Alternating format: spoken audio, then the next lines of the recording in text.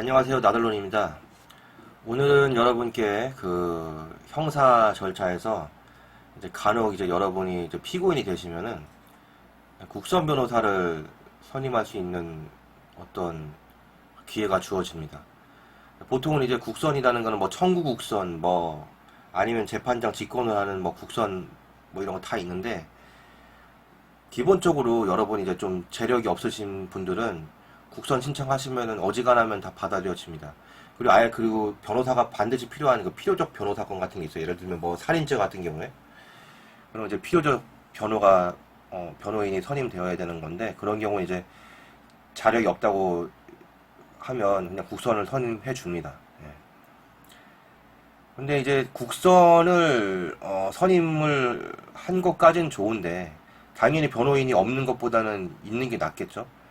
근데 간혹 그런 생각이 들 때가 있어요. 진짜 국선의 퀄리티랄까요? 네. 그거 좀 약간 의문이 들 때가 있습니다. 물론 뭐 대부분의 국선 변호사님들 잘하시는 분들도 계시겠지만, 간혹 그거에 대해서 의구심을 들게 하는 분들이 있으시단 말이죠. 제가 하나 사례를 좀 그 간접 경험한 게 있어서 알려드리면은, 그 제 지인이 특수협박, 그러니까 쉽게 얘기하면 난폭운전을 하면 이제 위험한 물건으로 남을 협박한 거가 되기 때문에 특수협박이라고 합니다. 그래서 이제 특수협박 혐의로 이제 저기 의정부지법에 이제 재판을 가게 됐었어요.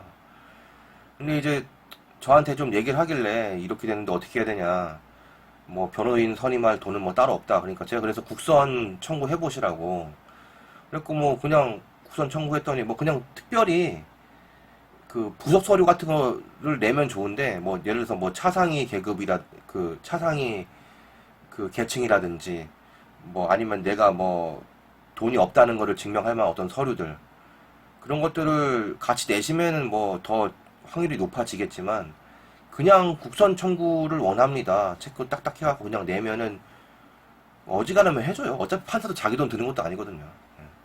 그리고 괜히 피고인 상대하는 것보다 그냥 국선이랑 상대하는 게 그냥 자기도 만만한 거죠. 간혹 가다 안 되는 경우가 있어요. 뭐 이렇게 그 필요한 그 이유를 소명하라는 식으로 뭐 이렇게 나오는데, 근데 어쨌거나 뭐 믿져야 본전이니까 국선 뭐 그 피고인이 이용하면 공짜입니다. 예.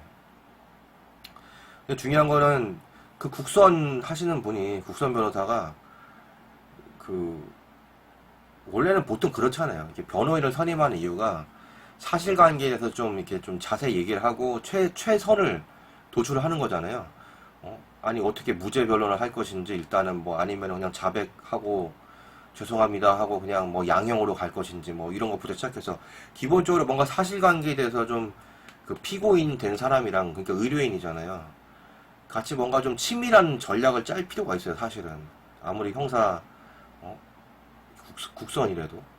근데 국선들 보통 있잖아요, 가만히 냅두면은 그냥 법정에서 처음 만나요. 그냥 그 전까지는 뭐 연락도 없고 뭐 아무것도 없어요. 예. 연락을 하는 분도 있어요. 예, 뭐 이렇게 선임됐는데 뭐 이렇게 됐습니다. 뭐 필요한 거 뭐 있으면은 뭐 말씀해 주시면 됩니다. 뭐 이 정도. 근데 어지간하면 한번 찾아오시죠, 이런 얘기는 잘 안 하는 것 같아요. 예. 거기도 그러더라고요.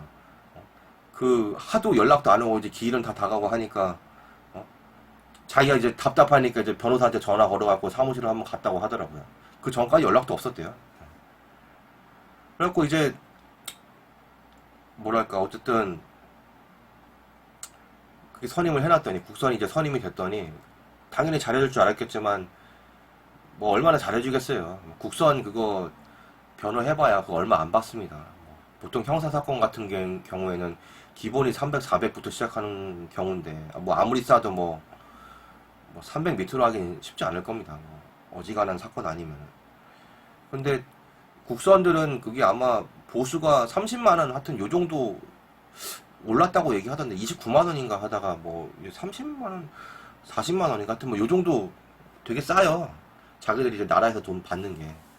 물론 뭐 증액 청구도 할 수 있고 하지만 저 정확히는 얼마인지 모르겠네요. 어쨌든 굉장히 싸단 말이에요. 그러니까 자기들도 뭐 아는 거죠.